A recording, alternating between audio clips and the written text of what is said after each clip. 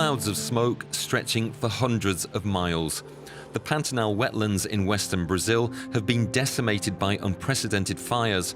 The government has sent reinforcements from all over the country.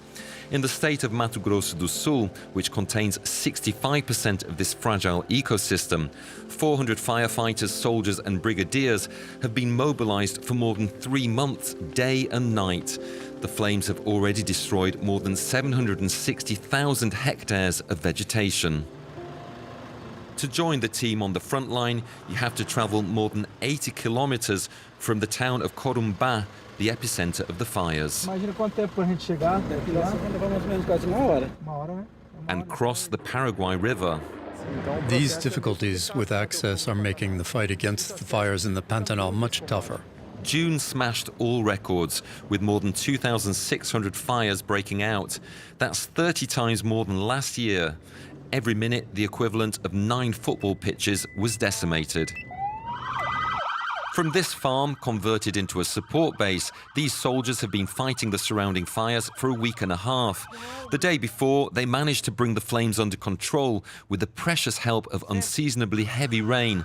But the mission is far from over. Open the hose, we're going to douse here. Just because we've put out the flames doesn't mean they can't start up again. So every day we have to keep an eye on things to see if there is still any risks. With the wind, the fire can move from one side to the other.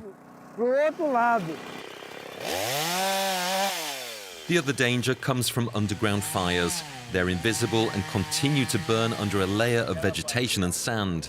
The fire came from São Bento. From the São Bento farm? Yes, then it burnt everything here before getting closer to the house. The fire started on a neighbouring farm. More than half of this workers' ranch went up in smoke. The fire has already burnt down the fences and posts. But it's advancing and it's going to destroy the enclosure.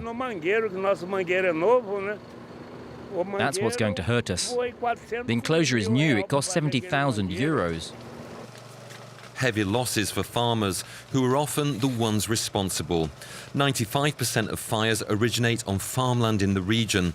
To track them down, the environmental military police are working meticulously. We've just received an alert from the public prosecutor's office, gathered from satellite images. The images show where the fire started. Once the GPS coordinates have been identified, the battalion goes to the scene.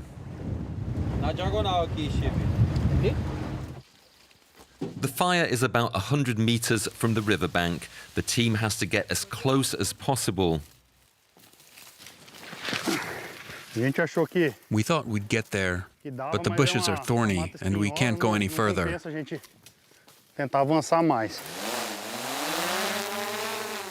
With the drone, they're trying to collect evidence to discover the origin of the fire.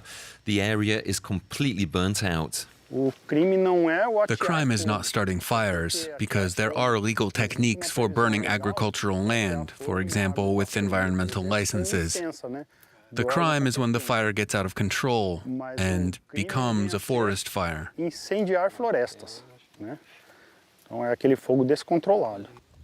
However, burning farmland was banned in June and will remain prohibited until the end of the year. For the police, the culprits are difficult to identify, not least because of the lack of witnesses. You saw this fire. When did it start? It came from up there. Yesterday we thought it was going to diminish, but it started up again. The fires have been facilitated by a record drought. Over the last 35 years, the world's largest flooded savanna has lost 29% of its surface water. A sanctuary for flora and fauna, this biome is home to several hundred species, most of which are threatened with extinction. They're the first victims of fire.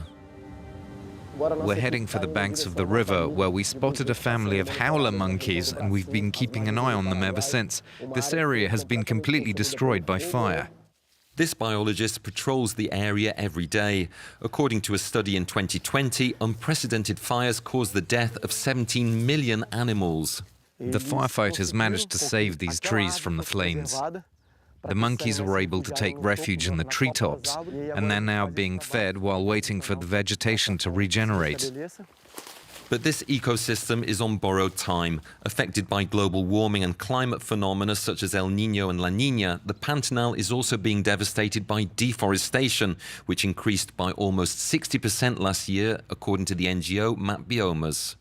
When we have fires like in 2019, 2021 and now in 2024 in the same areas and with high intensity, this has an impact on the Pantanal's seed stocks and it prevents regeneration. If the Pantanal dries out, we know that with the surrounding livestock farming, it will be very difficult to prevent agricultural expansion.